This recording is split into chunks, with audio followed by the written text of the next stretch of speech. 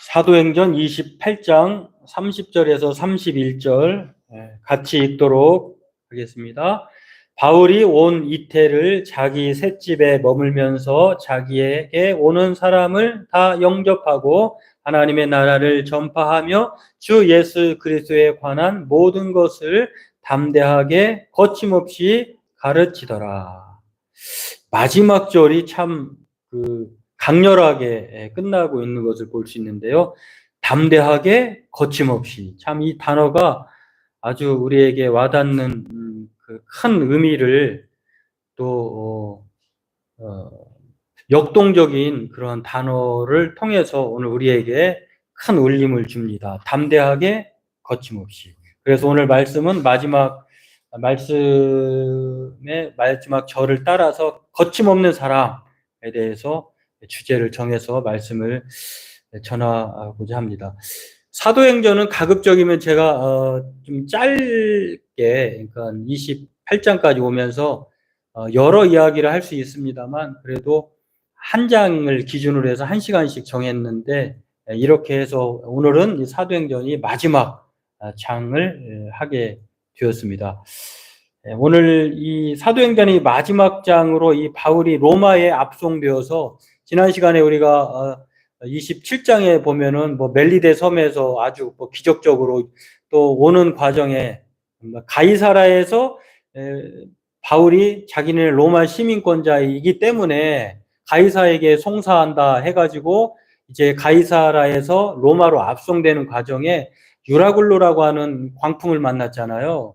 그런 광풍을 만났음에도 불구하고 기적적으로 278명이 바울과 함께 멜리데 섬에, 물론 배는 파손되었지만 목숨이 한 명도 잃지 않고 살아나게 되었고 거기서 석 달 동안 머무르다가 배를 구조선을 타고 로마에 도착을 했습니다. 로마에 도착해서 바울이 가장 먼저 한 일은 억울하잖아요. 자신은 그렇게 유대인들이 생각하는 것처럼 그렇게 몹쓸 행악자도 아니고 죽일 만한 죄도 아니라고 하는 것들을 로마에 도착하자마자 로마 유대인들을 향해서 그런 자신의 사상을 유대인들이 들은 소문이 있을 거 아니에요.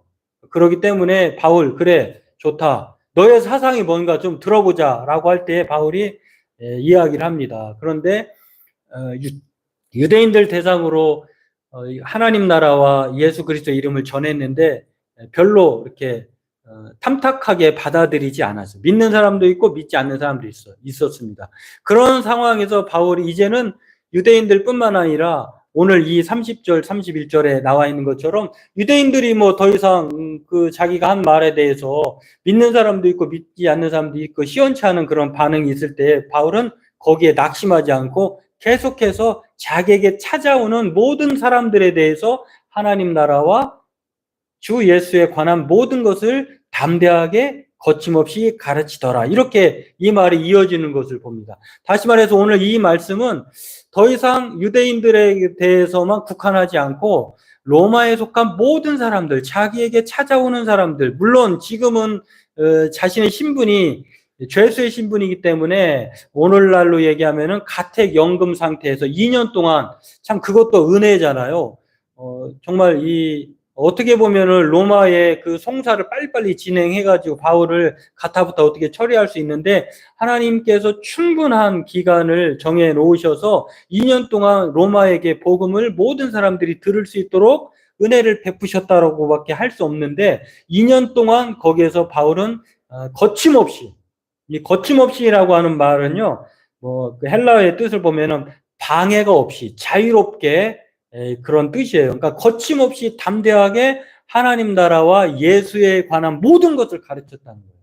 예수에 관한 모든 것이라고 하면 예수님의 생애, 또 예수님의 기적, 또 예수님의 제자들을 향한 그 가르침들, 이런 예수님에 관한 모든 것을 2년 동안 로마의 사람들에게 거침없이 자유롭게 전했다라고 하는 것입니다. 그래서 오늘 이 거침없다라고 하는 말에서 알 수 있듯이 사도행전을 통해서 바울의 삶을 하나로 얘기하면은 두 단어로 얘기하면 담대하게 거침없이라고 말할 수 있고요. 한 단어로 얘기하면 거침없는 사람이 바로 바울이었다라고 하는 것을 오늘 알 수가 있습니다. 그러면 오늘 이 바울이 거침없이 산 사람인 것을 알 수 있는데, 그렇다고 하면 거침없는 사람 바울의 삶은 어떠한 삶이었는가, 오늘 이것을 살펴보고 마지막 장을 마치려고 합니다. 첫 번째는 이 거침없는 사람 바울은 어떤 삶을 살았느냐면 고난받는 삶을 살았다고 하는 것입니다.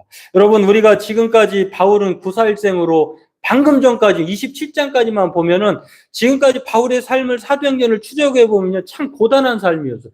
마치 야곱이 애굽의 그 바로 왕이 야곱에 대해서 물었을 때에, 요셉의 아버지를 불러가지고 야곱에 대해서 물었을 때에 참 나그네와 같은 삶을 살았다, 지렁이 같은 자신이다, 이렇게 삶을 표현했는데요. 바로 바울의 삶을 보면 한마디로 얘기하면은 참 고단한 삶을 살았다, 고난의 삶을 살았다. 그렇게 살지 않아도 될 것인데 다메섹 도상에서 예수 그리스도를, 부활의 주님을 만난 이후로 그의 인생이 완전히 바뀌어버린 것이죠. 9장에 보면은 내 이름과 이방인과 임금들과 이스라엘 자손들에게 전하기 위하여 택한 나의 그릇이다. 예수님께서 그에게 일방적으로 그냥 선포해버렸어요. 너는 나의 택한 그릇이야. 그 말에 거부할 수 없었던 것이죠. 왜냐하면은 바울은 그리스도를 받아들이지 않았는데 그리스도가 살아나셨고 그의 음성을 들었고 그의 모습을 본 거예요. 하늘의 영광의 빛을 본 거예요. 그리고 일사천리로 하나님의 자신을 향한 사명이 주어진 것을 통해서 부정할 수 없는, 그래서 그 이후로 바울은 고난의 삶을 택하여 살았다는 것을 알 수가 있는데요. 왜 그렇습니까? 그것은 바로 예수님께서 이 바울을 통해서 작정하신 것이 예수 이름과 그것을 위해서 이방인들뿐만 아니라 모든 사람들에게 전하기 위하여서 바울을 특별히 택하신 그릇으로 하나님께서 이렇게 예비해 놓으셨다는 것을 알 수가 있습니다. 그래서 이 바울은 자신에 의해서 거침없는 삶을 성경 여러 군데에서 말을 하고 있는데요. 이렇게 바울은 여기 로마에 오기까지 참 많은 고생을 했습니다. 생사를 넘나들면서. 여하튼 그런 바울이 거침없는 삶을 살았던 첫 번째 특징으로는 고난받는 삶이었다고 하는 것인데, 바울은 이 자신의 자랑할 것들이 참 많았어요. 빌립보서의 5장, 3장에 보면은 할례도 받고 정통 유대인이잖아요. 가만히 있으면은 이렇게 이제 유대인 세계에서는 그는 아마 평탄한 삶을 살았을 것입니다. 존경받으면서. 히브리인 중에 히브리인이고, 또 바리새인 중에 바리새인이고, 열심으로는 이제 여기서부터는 이제 좀 달라요. 교회를 박해했던 사람, 유대인으로서는 흠없는 사람, 최고의 사람, 명문가의 그 가문에서 또 선생 밑에서 그렇게 훌륭하게 학문을 연마하고 배웠던 사람인데, 그러나 이렇게 이랬던 사람이 모든 것을, 유익하던 것을 예수님 때문에 버렸다라고, 해롭게 여겼다라고 말을 합니다. 해로 여겼다는 것은요, 예수님이, 우리가 특히 어린아이가 이제 뭘 먹고 있다가 더 좋은 걸 주면, 물론 그렇지 않은 애도 있습니다만, 보통은 자기가 가졌던 것보다 다른 것을 볼 때 그게 더 좋으면 놓잖아요. 그러니까 바울이 그런 삶을 살았다. 예수님을 만나기 전까지 유대인이요, 유대의 모든 세계들 문화 이런 학문들이 최고라고 여겼는데, 그러나 그가 성경이 말한 부활의 주님, 또 메시아를 만난 이후에 그러나 모든 것들을, 그 자랑을 버렸다라고 하는 것입니다. 그러면서 그는 끝까지 배설물로 자기의 모든 자랑을 버렸을 뿐만 아니라 여기에서 안주하지 않고 끝까지 그리스도를 믿음으로 말미암아 하나님으로부터 얻어진 이 의로움을 때문에, 의로움의 끝은 부활이잖아요. 우리가 이 세상에도 믿음으로만 끝나는 것이 아니라 믿음의 끝은 부활이에요. 우리는 죽어서 요람에서 무덤까지가 아니라 우리는 요람에서 무덤을 지나 부활에 이르는 것이 우리의 삶인데, 바울은 이렇게 부활에 이르도록 끝까지 바로 고난받기를 두려워하지 않았다라고 하는 것입니다. 왜냐하면 부활에 이르려고 하기 때문에. 그래서 안주하지 않았던 이 고난의 삶을 산 것을 말할 수 있는데, 바울은 그러면서 고린도전서 그 4장 15절에 보면은요, 이렇게 말을 합니다. 자신을 본받으라고 하는데, 왜 본받으라고 하냐면은 많은 스승이 있다는 거예요. 그리고 그리스도 안에서 자신이 성도들을 복음으로 낳았다고 표현합니다.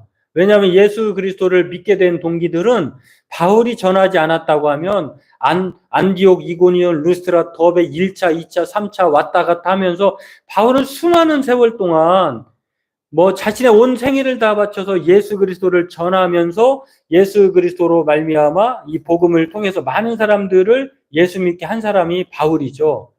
그러면서 바울은 그것을 본받으라고 얘기합니다. 그리고 고린도서전 10장 31절에 보면은 먹든지 마시든지 무엇을 하든지 하나님의 영광을 위하여 살라고 하면서 거치는 사람, 필요 없는 사람이 되지 말고 또한 사람을 기쁘게 하지 말고 자신의 유익을 많은 사람의 유익을 구하여 자신의 유익을 살지 말고 많은 사람의 유익을 위하여 구하여 구원을 받게 하라라고 말을 하면서요. 11장 1절에 이렇게 말합니다. 이것을 본받으라는 거예요.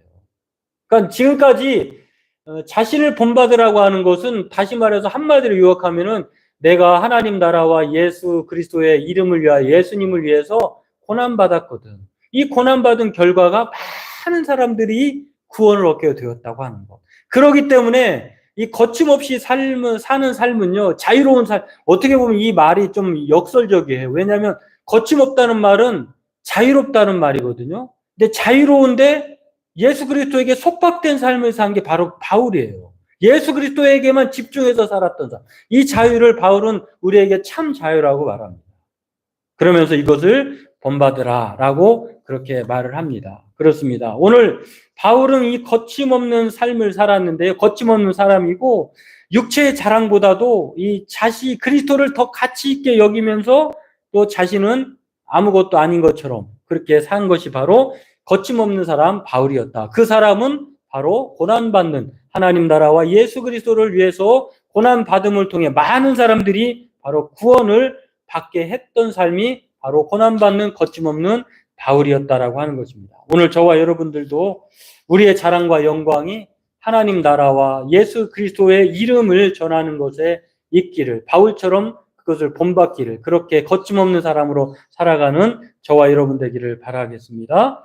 두 번째로는요, 바울이 거침없는 사람이라고 한 것인데, 바울의 두 번째 거침없는 사람으로서의 특징은, 첫 번째는 하나님 나라와 예수 그리스도를 위한 고난받는 삶이었다고 하면, 두 번째 이 거침없는 삶은 바로 하나님 나라와 주 예수 그리스도 이름 때문에, 다시 말해서 자기의 삶을 산 것이 아니라 바로 하나님을 위한 삶을 살았던 것을 거침없는 삶으로 말할 수 있습니다.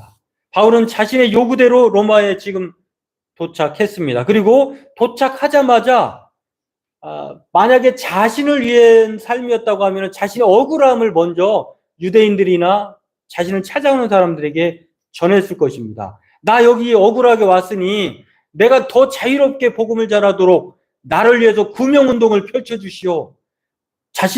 당신들은 나와 동족 아닙니까? 또 나는 로마 시민권인데 로마 시민권자들이요. 나를 보고 그냥 가만히 지나칠 것입니까? 이렇게 자기의 유익을 구했을 것입니다. 그러나 바울이 도착하자마자 가장 먼저 한 일은 바로 사도행전 28장 24절 말씀처럼 그가 한 일이 무엇이었냐면은 복음을 전하는 하나님 나라와 그리스도 예수에 관한 모든 것을 전했다라고 하는 것입니다. 그런데 그 말을 믿는 사람도 있고 믿지 않는 사람도 있었다는 거예요. 유대인들을 향하여서 자신의 유익을 위한 것이 아니라 바로 예수 그리스도에 대한 하나님의 복음을 전하였다라고 하는 것입니다. 그러나 사람들이 믿지 않는 사람도 있고 믿는 사람도, 그러니까 성과가 별로 좋지 않았던 것 같아요. 그럼에도 불구하고 바울은 계속해서 여기에 낙망하지 않습니다. 1차 유대인들에게 실패했다 하더라도, 그러나 바울은 하나님의 이 구원이 이방인에게로 보내어진 줄 알라. 그들은 그것을 들으리라 하더라. 안 듣는데 계속해서 고집해서 할 필요가 없죠. 바울은 그래서 이제 유대인이 아니라 이방인들을 향하여서 하나님 나라와 또 예수 그리스도에 관한 것들을 거침없이 전하기 시작합니다. 그렇습니다. 오늘 이 바울의 거침없는 삶은요, 바로 하나님 나라와 주 예수 그리스도를 위한 것이었다라고 하는 것. 즉, 자기의 유익을 위하여 살거나 자기의 성취를 위한 성공적인 삶을 위해서 산 것이 아니라 오로지 하나님 나라와 예수를 위한 삶이었다라고 하는 것. 오직 바로 그것이 오늘 바울의 거침없는 삶의 두 번째 특징이라고 하는 것입니다. C.S. 루이스라고 하는 영국의 기독교 변증가였던 분이 순전한 기독교에서 소망을 주제로 그 내용을 쓴 내용이 있거든요. 그 내용 속에 뭐라고 말했냐면은 소망이라고 하는 주제에 대해서 이 소망은 이 세상을 바꾼 사람들은 이 땅에 소망을 둔 사람들이 아니라 하늘나라를 바라보며 살아간 사람들이다. 이렇게 말을 했어요. 그러니까 소망이라고 하는 것은 이 세상에 소망을 두는 것이 아니라 하늘나라에 소망을 둔 사람이 진짜 소망을 둔 사람이다. 이렇게 말을 했습니다. 다시 말해서 바울은 이 세상에 정말 하나님 나라와 예수 그리스도를 위해서 이 땅에 소망을 두지 않고 하나님 나라 하늘에 소망을 두고 끊임없이 그렇게 세상 것들을 다 배설물로 여겨버리고 오늘로 얘기하면은요 망망한 이제 바다에 보트에 앉아 있는 사람처럼 그러나 그 보트가 정말 이 하나님이 그 약속하신 어떠한 장소에 이르렀다고 했을 때에 미련 없이 그 보트를 불태워버리고 그 섬에서만 사는 것처럼 바울은 자신의 모든 안락함, 평안함을 다 불태워버리고 오직 하나님 나라와 그리스도를 위해서 산 사람이 바울이었다라고 하는 것입니다. 그래서 바울은 갈라디아서를 통해서 자신의 하나님 나라와 예수 그리스도를 위한 자신의 삶을 이렇게 표현합니다. 한번 같이 읽어보겠습니다. 내가 그리스도와 함께 십자가에 못 박혔나니 그런즉 이제는 내가 사는 것이 아니요 오직 내 안에 그리스도께서 사시는 것이라. 이제 내가 육체 가운데 사는 것은 나를 사랑하사 나를 위하여 자기 자신을 버리신 하나님의 아들을 믿는 믿음 안에 사는 것이라. 예수 그리스도를 만난 이후에 거침없이 살아온 바울은 이제는 자신을 위한 삶이 아니라 오직 하나님 나라와 예수 그리스도를 위한 자기 안에 살고 계신 하나님을 위해서 살았다라고 하는 것을 볼 수가 있습니다. 그렇습니다. 사도행전의 마지막 장 28장 30절 이 31절을 보면은요. 우리나라로 말로 보면 뭐 느껴질 수도 있겠습니다만 모든 것을 담대하게 거침없이 가르치더라. 그러니까 뭔가 약간 여운이 남지 않아요? 이게 열린 종말이라고 하는데 열린 결론이라고 하는데 이 거침없이 가르치더라라고 하는 그 시제도 헬라어 시제도 보면은요 현재 진행형이에요. 그러니까 바울은 우리가 알다시피 바울은 이 이후에 로마에서 죽게 됩니다. 이제